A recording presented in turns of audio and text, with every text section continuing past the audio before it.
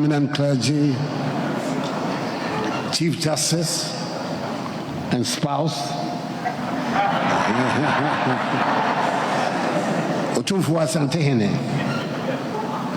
members of the Council of State, Ashanti Regional Minister, the First Deputy Speaker of Parliament and Member of Parliament for Bekwai, Vice Chancellor of the University, Attorney General, Deputy Attorneys General, Justices of the Supreme Court, active and retired, and other Justices of the Superior Court of Judicature, judges, members of the Judicial Council, Judicial Secretary, members of the General Legal Council, President and members of the Bar Council of the Ghana Bar Association, members of the Ghana Bar Association, heads of national and regional security services, the Kumasi Metropolitan Chief Executive of the Kumasi Metropolitan Assembly and other MMDCs, Nananum, members of the Diplomatic Corps, fellow Ghanaians, ladies and gentlemen.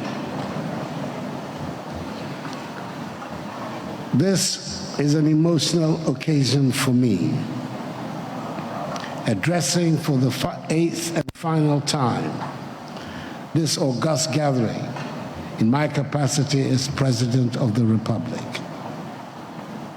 And I thank you so much for the award you have generously conferred on me.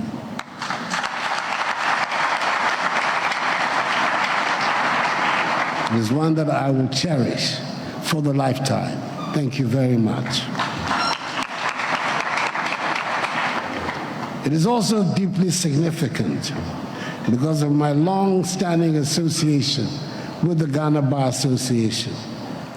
So I hope you will forgive me if I take some time today.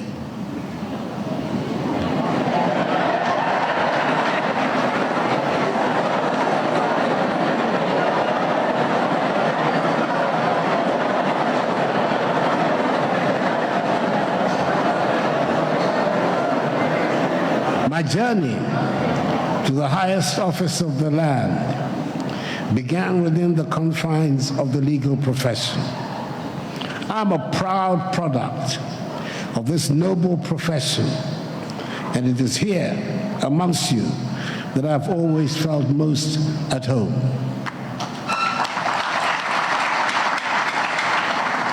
The values of justice, equity, and the rule of law that we cherish as lawyers have been the guiding principles of my public life. The Ghana Bar Association has played a central role in shaping not just my career, but also my worldview, what the Germans call Weltanschauung. As a young lawyer, freshly called to the bar, I was imbued with the belief that the law is a powerful tool for social change. This belief has underpinned my career as a lawyer, as an advocate for human rights, and eventually as a politician. In the early years of my practice at the bar, in the mid-1970s, after 5 years of international corporate law practice in Paris with an American law firm, I had the privilege of working alongside some of the finest legal minds this country has ever produced. Having unexpectedly inherited the chambers of the eminent Jamaican barrister and one of the leaders of the bar, U.V. Campbell, within 3 months of joining his practice as a junior, when he decided to return to his native Jamaica to become a judge of her Supreme Court, I was thrown as a Nino barrister into the deep ends of the pool, having to learn to swim against acknowledged leaders of the bar, R.S. Blay, Joe Randolph, B.J. Darocha, Peter Ala Ajete, T.A. Toto, Peter Swanaka, Charles Hayfron Benjamin, Norbert Kujawu, J.K. Ajiman, Samuel Kujato, amongst others. U.V. Campbell was counsel either for the plaintiff or for the defendant in a series of important cases involving on the opposite side one or other of these great advocates. I had, without any preparation, to step into his large shoes. It was an exhilarating experience, for I learned the importance of integrity, the necessity of diligence, and the power of advocacy. It was during this time that I also became acutely aware of the role that lawyers play in the defense of democracy and the rule of law.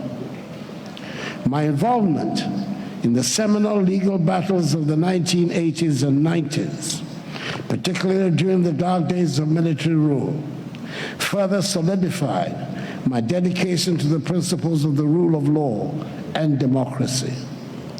The Ghana Bar Association, during those turbulent times, stood as a bastion of resistance to authoritarian rule.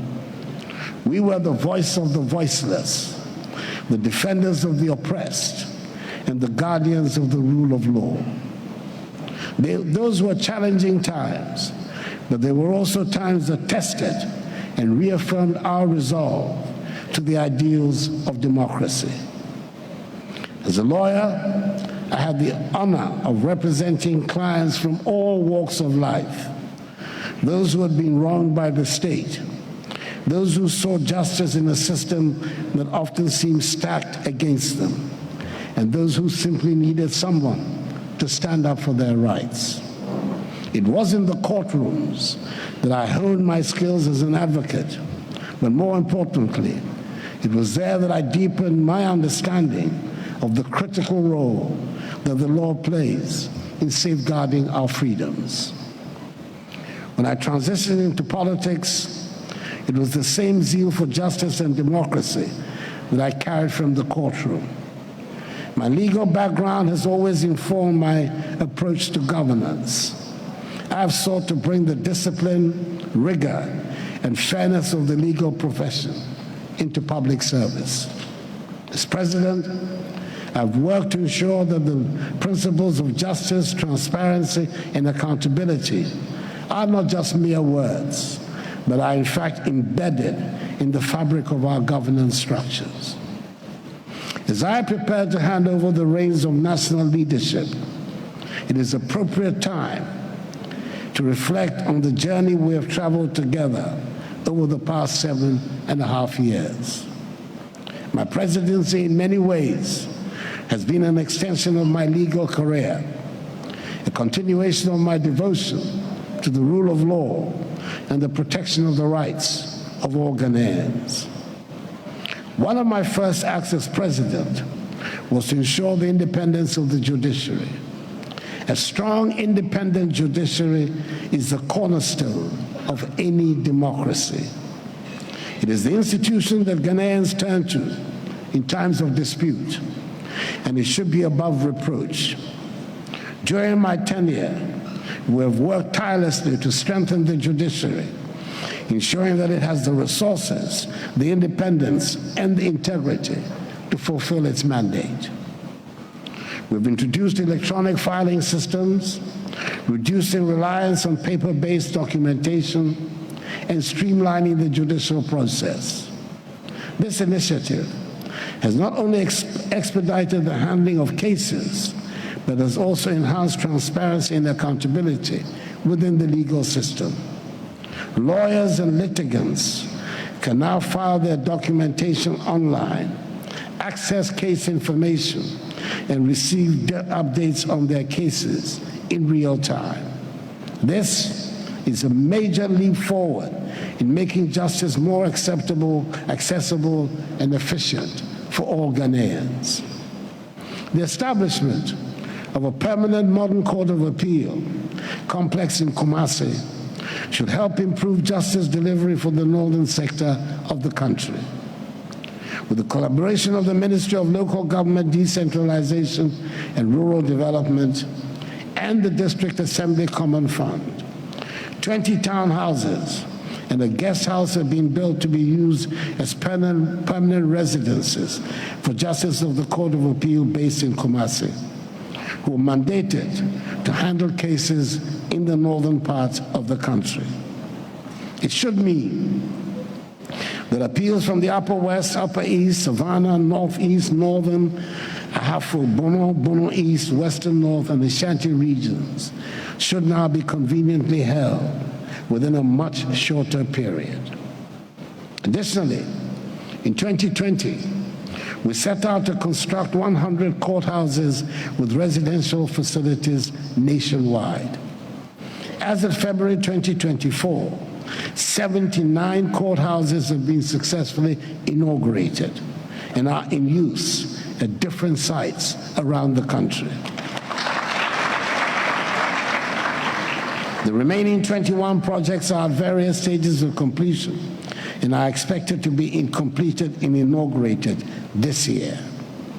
In addition, over 121 residential units have been constructed for judges throughout the country. The project is not yet complete, but I can safely say that we've done enough to address the perennial problem of insufficient court infrastructure in Ghana. We've also taken strong systemic steps to combat corruption, rooted in a holistic program of legislative, administrative, financial, and technological reforms. We've established the Office of the Special Prosecutor, a critical institution in the fight against corruption, and we've provided it with the necessary tools to prosecute those who seek to enrich themselves at the expense of the Ghanaian people. During my first term in office, Parliament passed the Witness Protection Act in 2018, which I signed in law, to create a witness protection scheme for individuals cooperating with law enforcement, especially in corruption cases. The Critical Offences Amendment Act of 2020 elevated corruption from a misdemeanor to a felony, with harsher sentences of 12 to 25 years in prison. In addition, my administration has driven the passage of several key laws that bolster the state's ability to fight corruption. These include the Revenue Administration Amendment Act, the Fiscal Responsibility Act, and Anti-Money Laundering Act, amongst others. Together, these legal reforms have strengthened the institutional framework to combat corruption and ensure accountability. Administratively, a series of other far-reaching measures have been undertaken by my government to help in the fight against corruption. A memorandum of understanding on information exchange and collaboration in combating corruption and crime in general has been signed by SHRAJ, EYOCO, Parliament, the Office of the Attorney General, the Audit Service, the Police Service, the Financial Intelligence Center, the Narcotics Control Commission, the Internal Audit Agency, the National Investigation Bureau, NIB, and the Office of the Special Prosecutor to this end. The use of technology has been pivotal in our efforts to combat corruption. We have introduced digital platforms for public procurement processes, reducing human intervention and minimizing the opportunities for corrupt practices. These platforms have increased transparency, efficiency, and competitiveness in public procurement, ensuring that public resources are used judiciously for the benefit of all Ghanaians. The Auditor General's report for 2023, for example, revealed a significant decline in financial irregularities within the public sector, dropping by 5.2 billion cedis from the previous year, a 32% reduction. Furthermore, we have worked to reform our legal and regulatory framework to enhance transparency and accountability. We have strengthened the right to information, ensuring that Ghanaians have the tools they need to hold their government accountable.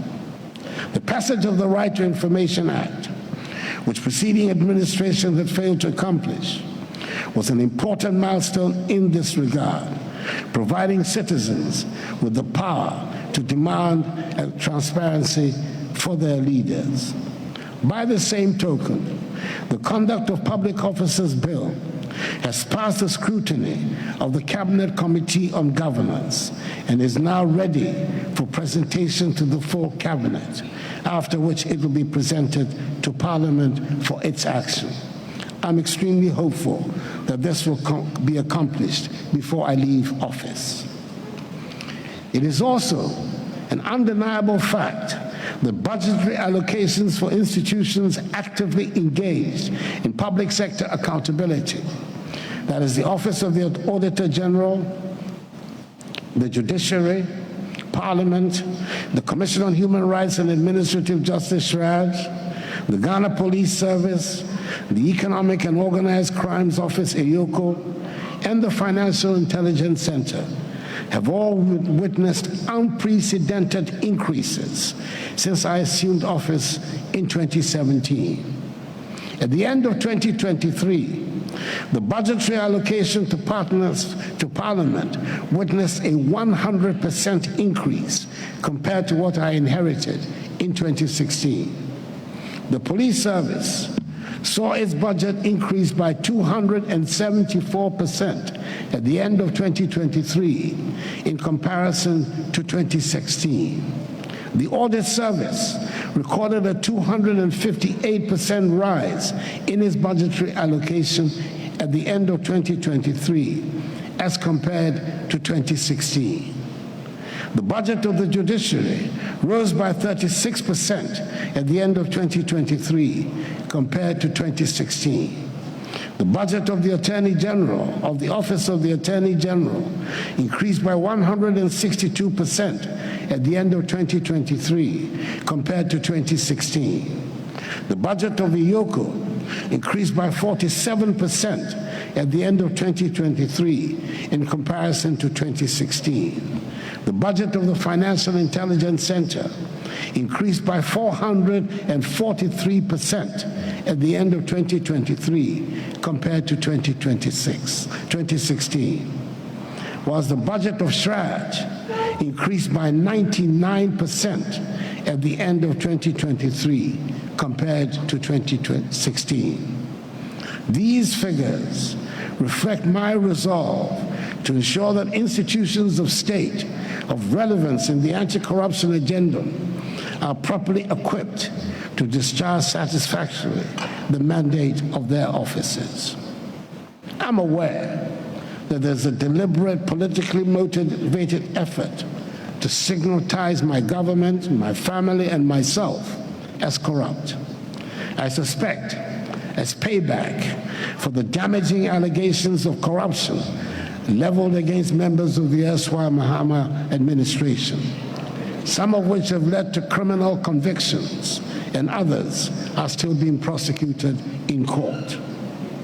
In spite of scrutiny by credible public institutions of virtually all these allegations of misconduct on the part of my government, my family, and myself, which have been found to be baseless, the leader of the opposition, the perennial NDC presidential candidate, continues to describe me as a clearing agent.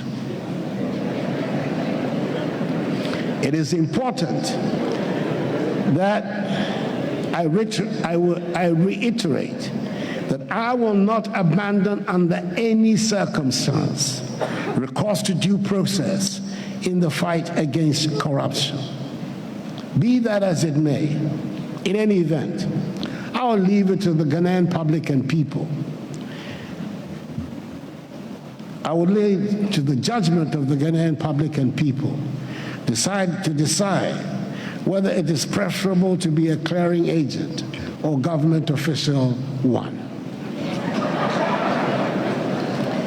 Our commitment to the rule of law has also been evident in our approach to law enforcement. We have worked to ensure that our security agencies operate within the confines of the law, respecting the rights of all citizens. Human rights abuses which were all too common in our past, have no place in a democratic Ghana. We have established mechanisms to ensure that those who abuse their power are held accountable. In the international arena, we have also sought to uphold the rule of law and champion democratic values. Ghana's voice has been strong in defending international law and human rights and advocating for democracy on the global stage. We have worked closely with our neighbors and the international community to advance peace and security, recognizing that a stable and democratic West Africa is essential for our own national security. As we gather here today to discuss the theme, peaceful, fair, and transparent elections, the key to sustainable democracy, it is essential to reflect on our nation's historical journey, particularly our past experience with military rule. Ghana's post-independence history has been marked by several military interventions in the governance of the state. The first of these occurred in 1966, when the one-party government of our first president, Kwame Nkrumah, was overthrown in a coup d'etat. This event set the stage for a series of military takeovers that would dominate Ghana's political landscape for the next 3 decades. Each of these regimes came to power with promises of restoring order, combating corruption, and revitalizing the economy. However, as history has shown, military rule often led to the opposite outcomes. The suspension of constitutional governance, the erosion of civil liberties, and the concentration of power in the hands of a few were the hallmarks of these regimes. Under military rule, due process was set aside in favor of decrees and edicts. The judiciary was emasculated, and the legal profession was marginalized. The Ghana Bar Association during these times found itself at odds with the military authorities as it sought to defend the rights of citizens and uphold the principles of the rule of law. Some of our colleagues paid a high price for their loyalty to these principles. Some were detained, others were exiled, and a few even lost their lives in the struggle for democracy and the defense of the rule of law. And may their souls continue to rest in perfect peace. The economic impact of military rule was equally devastating. The lack of accountability and the culture of impunity that characterized these regimes led to widespread corruption and mismanagement. Our economy, once the envy of the continent, was brought to its knees. Infrastructure deteriorated. Basic services became scarce, and the standard of living for the average Ghanaian plummeted. But perhaps the most profound consequence of military rule was the loss of trust in our institutions. The courts, the media, civil society, and the political class were all viewed with suspicion. The erosion of trust had long-standing effects, making the task of nation building even more challenging when democracy was finally restored. I have dwelt on these matters because I'm aware that a new generation of Ghanaians has emerged who are now politically active and who have little or no direct knowledge of these events, and who may be thus susceptible to the siren calls of those who would want to return us to those unfortunate, unproductive days. There will always be anti-democrats, those few who do not trust the capacity of ordinary people to make good decisions.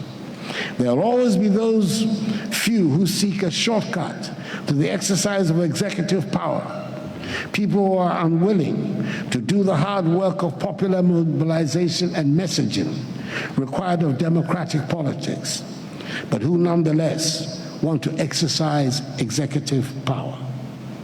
It is to the eternal credit of the Ghanaian people that they continue to resist the blandishments of these so-called progressive politicians to embark on adventures that will set back the clock of progress. The return to democratic governance in 1993 has become a watershed moment in our nation's history. It marked the beginning of the Fourth Republic and a renewed attachment to constitutional government, the rule of law, and respect for individual liberties and human rights. The transition to democracy was not without its challenges, but it was driven by the collective will of the Ghanaian people to chart a new course for the nation. The Fourth Republican Constitution, promulgated in 1993, laid the foundation for the democratic governance we enjoy today. It established a system of checks and balances based on the separation of powers. It guaranteed fundamental human rights, and it provided for regular, free, and fair elections. The Constitution also enshrined the independence of the judiciary, affirming it as the exclusive final arbiter in disputes and the protector of the rights of citizens. Several of the safeguards in the Constitution, i.e., entrenching the multi-party structure of the state by outlawing in Article 3 the power of Parliament to establish a one-party state, or consolidating judicial independence by excluding in Article 125, Clause 3, the grant of final judicial power to either the President or Parliament, were direct responses to unhappy episodes of our past, especially in the First Republic.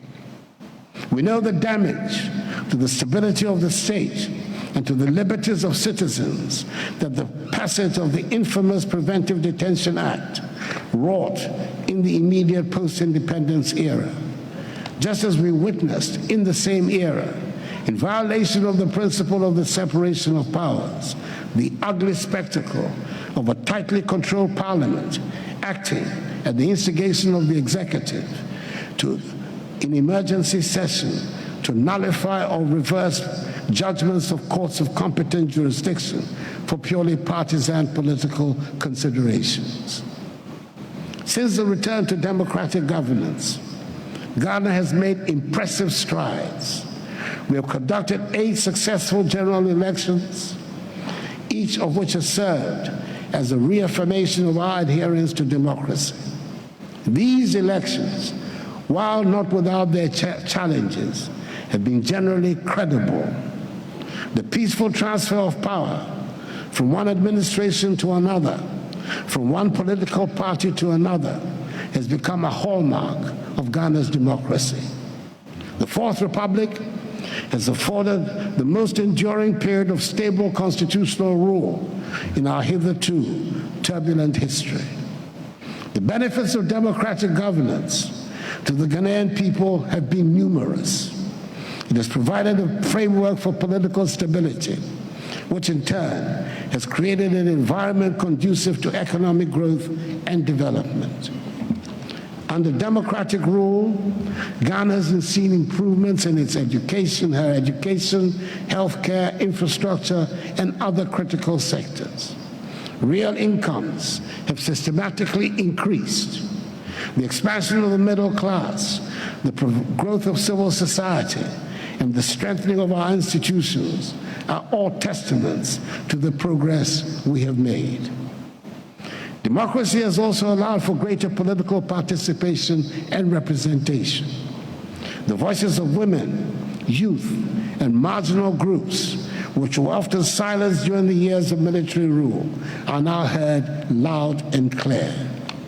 Our parliament is more representative, our media is more vibrant, and civil society is more engaged than ever.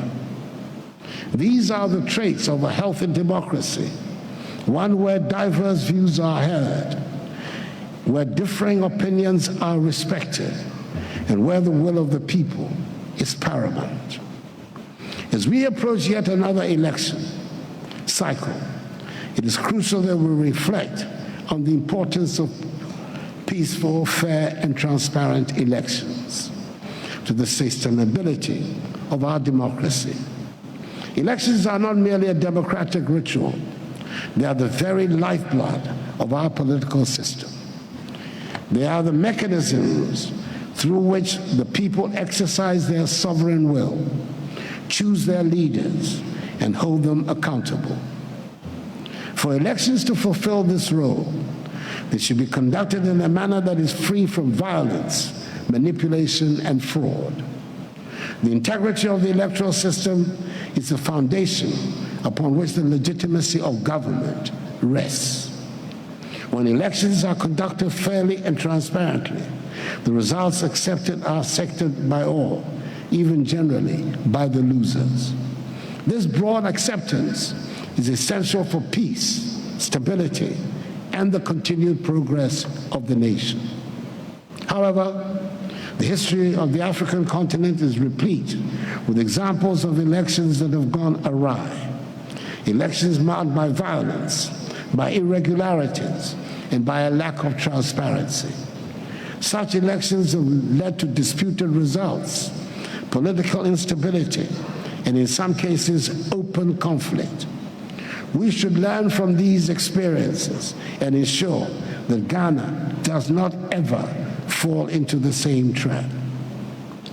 To this end, it is essential that all stakeholders in the electoral process, political parties, the Electoral Commission, the security agencies, civil society, the media, and the citizenry, pledge to upholding the highest standards of integrity. The Akufo Addo government, on its part, will do everything within its power to ensure that the upcoming elections are conducted in an environment of peace, fairness, and transparency.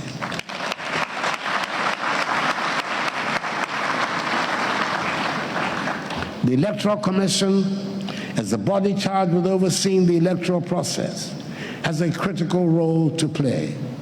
It should act with impartiality, independence, and integrity, ensuring that the process is fair to all parties and that the results reflect the true will of the people. The Commission should also ensure that all logistical arrangements are in place to facilitate a smooth voting process, and that any disputes that arise are handled expeditiously and transparently.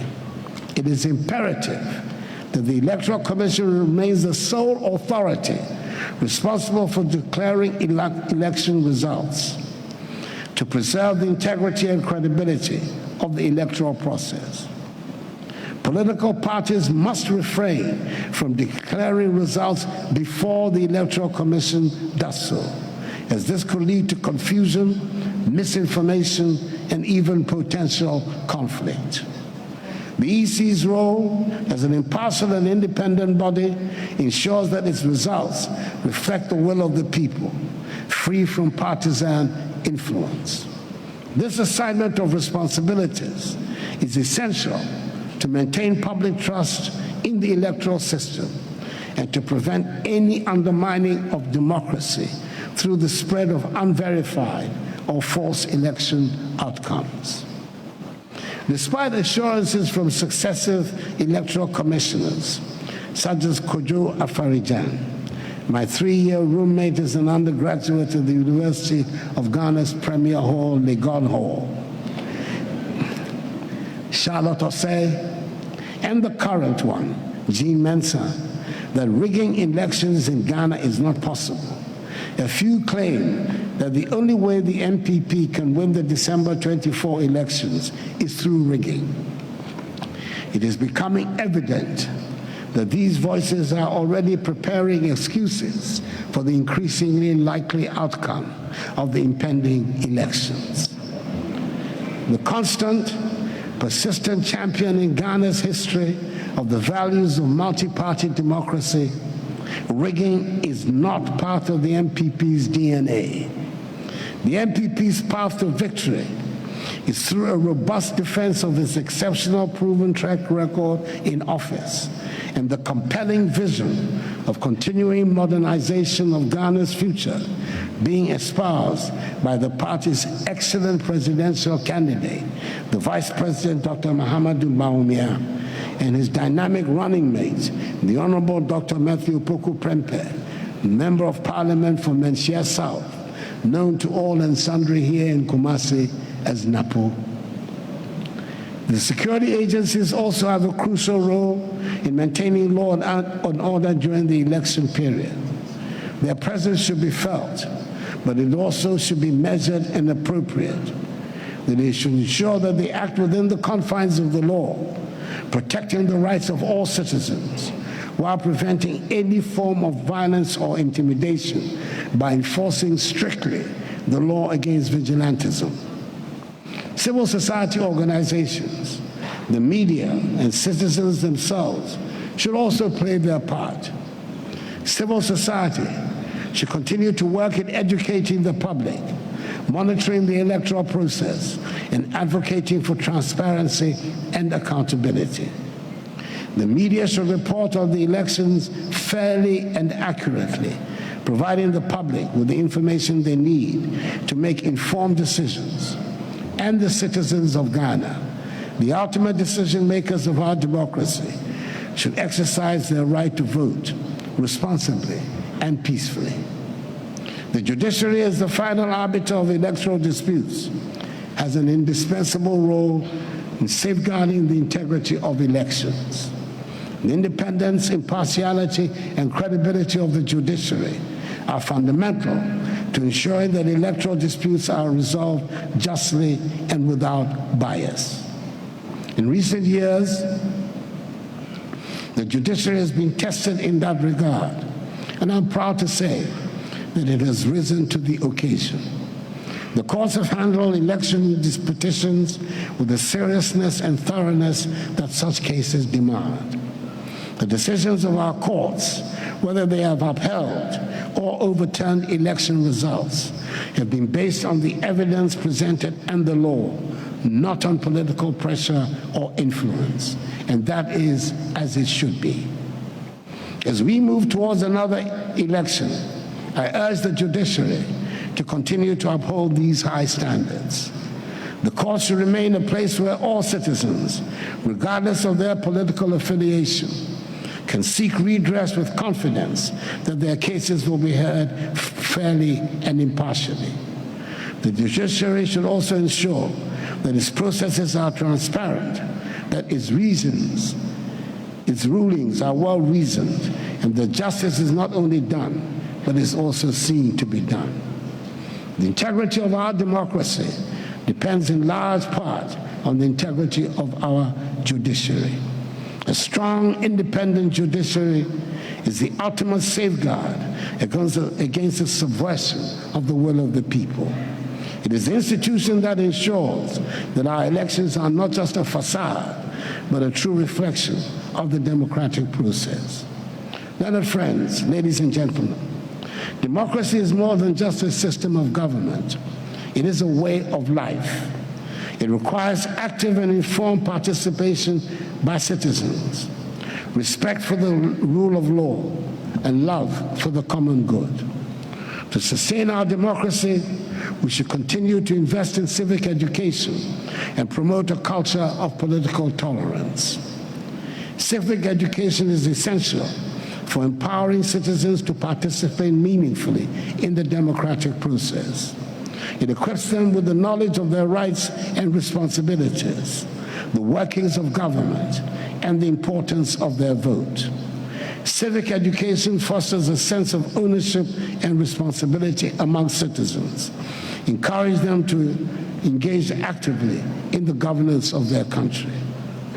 Political tolerance is another essential pillar of a sustainable democracy. In a diverse society like ours, it is natural that there will be differing opinions and competing political interests. This diversity is a strength, not a weakness.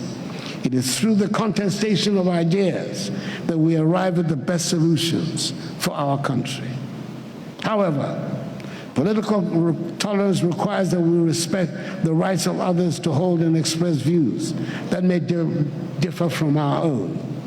It requires that we engage in constructive dialogue rather than resorting to violence or intimidation.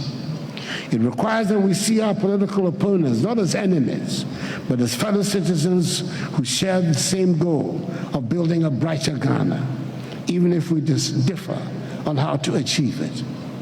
Political tolerance, however, cannot extend to the unfortunate specter of public threats and utterances of violence, which should more properly be the target of the law enforcement agencies as unacceptable conduct and behavior. As leaders, we should set the example. We should engage in respectful discourse, avoid inflammatory rhetoric, and work to create an environment where all citizens feel free to express their views without fear of retribution. Only by advancing a culture of political tolerance can we ensure that our democracy remains vibrant and inclusive. In this political season, it is vital that we guard against the politics of lies, disinformation, and misinformation, as these undermine the democratic process and erode public trust. The spread of propaganda and falsehoods can mislead voters, distort the truth, and create unnecessary tension within the body politic. Political actors, the media, and citizens alike have a shared responsibility to ensure that information disseminated is accurate, verified, and truthful. By committing to transparency and integrity in all communications, we can safeguard the electoral process from the damaging effects of misinformation and disinformation, and ensure that decisions are made based on facts rather than fabrications. Failing to do so risks polarizing the electorate and destabilizing the very foundations of our democracy. Before I conclude, I must point out that as members of the bar, we carry the heavy responsibility of ensuring that the public is accurately informed about legal matters. This responsibility is not just about explaining the law, but it is also about shaping public perception and understanding of the justice system. In a society where misinformation can easily spread, it is critical that the bar acts as a reliable source of information regarding guiding the public in comprehending complex legal issues. It is with respect responsible for officials of the Bar Association to give the impression to the public that the use of the word perverse by no less an official than the Attorney General and official leader of the bar to describe a judgment of a court is somehow reprehensible. The author of such a view betrays complete ignorance of the language of practice in the courts. It is a perfectly acceptable, hallowed use of language so to designate certain decisions of the court. For instance, decisions that can also be properly characterized as given per incuria. I myself, as Attorney General, use the same vocabulary to describe the decision of the ordinary bench of the Supreme Court in 2002 in the now celebrated Chatuchikata fast-track court case, which the full bench of the court ultimately validated on review. In the same vein, let me stress that the Ghanaian judicial system, unlike its American counterpart, with which some seek to draw comparisons, operates with distinct mechanisms, particularly in the appointment and tenure of judges. For instance, while U.S. Supreme Court judges are appointed for life, Ghana's system prescribes time limits to judicial appointments, ensuring that our judiciary remains adaptive and attuned to the current needs of our nation. The recent proposal by the Chief Justice to appoint additional judges to the Supreme Court, which some have criticized, was a necessary and well-considered action to maintain the strength and efficiency of the judiciary. It is important to note that even in the United States, President Joe Biden has recognized the need for judicial reform, proposing changes to the Supreme Court to ensure it remains effective and reflective of modern values. This global perspective highlights that judicial appointments and reforms are essential aspects of maintaining a just and functioning legal system. The Ghana Bar Association should take the lead in educating the public, clarifying these issues, and reinforcing trust in our legal institutions. Furthermore, the jurisdiction of the American Supreme Court and of our own are widely dissimilar. The Ghanaian Supreme Court has a greater and much broader jurisdiction than its American counterpart, and by virtue of express constitutional fiat, is duty-bound to take all appeals and other applications to its various jurisdictions, and is precluded from relying on the well-known instrument of certiorari, by which the U.S. Supreme Court controls all applications to the invocation of its authority. The U.S. Supreme Court, sitting on top of an extensive federal judicial structure, which comprises 50 state Supreme Courts, coexisting with federal district courts and the Federal Court of Appeal. Out of 7,000 applications to the exercise of its jurisdiction, relies on its certiorari procedure to admit only 150 cases for hearing each year in a population of more than 300 million people. In Ghana, a country with a population of some 33 million people, the Supreme Court began the 2022-2023 legal year with 414 cases pending as of July 2022. Throughout the year, a total of 525 new cases were filed, underscoring the continuing demands on the court's resources.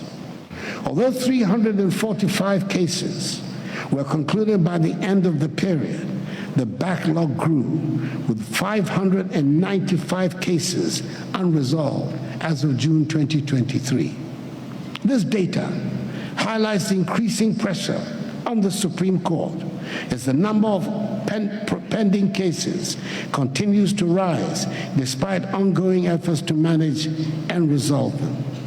It is clear that facile, ill-informed comparisons do not serve the public interest. We would all do better to consider the Chief Justice's proposal on its merits and leave spurious notions of court packing alone. By the sheer coincidence of history, I have been given the privilege and opportunity to appoint 3 Chief Justices, together with 18 other judges of the Supreme Court, a number which stands currently at 13 judges of the present court. Indeed, only Justices Bafo Boni and Gabriel Scotty Poimane were appointed by predecessor presidents. If court packing was my goal, it surely would have been completed and realized by now. That is not and has never been my goal. My goal has been to fill the court with the best material available within the profession. And in all modesty, I believe I have succeeded in doing so. It was the same when I was Attorney General. Justices Datiba, Modibo Okran, and A.P. Kluje were all appointments proposed by me to my boss, the outstanding Ghanaian statesman, His Excellency John Ajikun Kufuor, the second president of the Fourth Republic. All these judges left strong imprints of judicial creativity. Members of the bar, as I prepare to leave office, I do so with a deep sense of optimism about the future of Ghana's democracy. We have traveled a long and sometimes difficult road, but we have made considerable progress. Our democracy is stronger, our institutions are more resilient, and our people are more determined than ever to build a nation that is free, just, progressive, prosperous, and united. The upcoming elections will be another test of our attachment to the values of democracy. It is my fervent hope and prayer that we will pass this test with flying colors. Let us approach these elections with the seriousness and sense of responsibility that they deserve. Let us conduct ourselves in a manner that brings honor to our nation and reinforces our allegiance to democracy. In the years to come, the challenges we face will undoubtedly evolve, but so too will the opportunities. Ghana remains a beacon of democracy and stability and development on the African continent. And if we are to continue to maintain this status, we should remain steadfast in our obligations to the rule of law, to the protection of human rights, and to the principles of democratic accountability. In conclusion, I'd like to express my profound gratitude to the Ghana Bar Association for its strong continuing support of the rule of law and the tenets of democracy. Its role in helping to shape the future of our nation is indispensable. As I prepare to hand over the baton of national leadership, I do so with confidence that the future of Ghana is bright and that our democracy will continue to thrive. And in so saying, let me express before I sit down my difference with the president of the bar on one critical issue.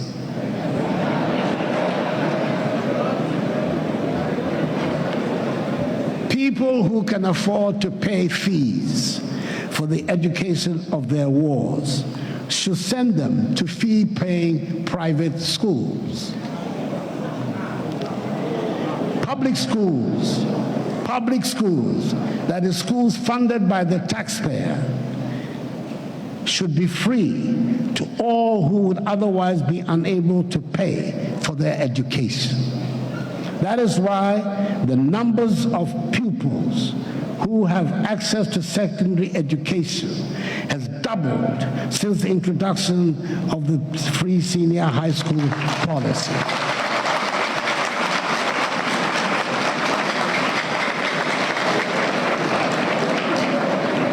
And that over 5.7 million persons have benefited from the policy since its inception. The full impact of this dramatic development will be felt in due course and will far outweigh the small number of privileged parents who can afford to pay for the education of their wards. Learned friends, members of the bar, let us continue to work together to build a Ghana that is free, just, peaceful, and prosperous. Let us ensure that our democracy endures for generations and generations to come, and that it remains a source of pride for all Ghanaians.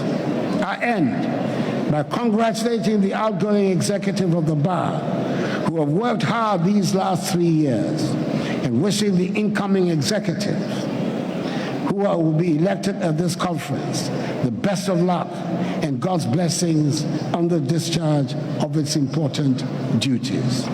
May God bless the Ghana Bar Association and us all. And may God bless our homeland Ghana and make her great and strong. I thank you for your attention.